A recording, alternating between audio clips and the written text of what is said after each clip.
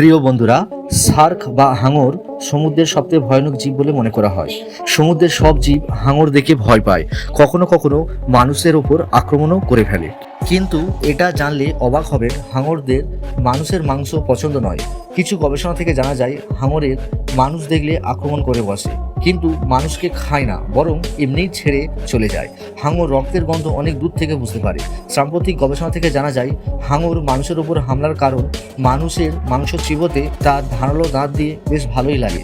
Shark সাধারণত কচ্ছপ, seal মাছ বা ছোট মাছদের ভোজন করে। রিসার্চ থেকে জানা যায় শার্ক বা হাঙর মানুষদের মারার জন্য হামলা করেনি।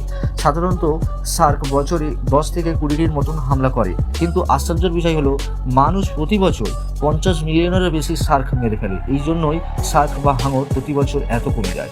শার্ক ছাড়া সমুদ্রের ভয়ানক জীব কোনটি আপনি কমেন্ট করে জানান। Subscribe now and press the bell icon. Never miss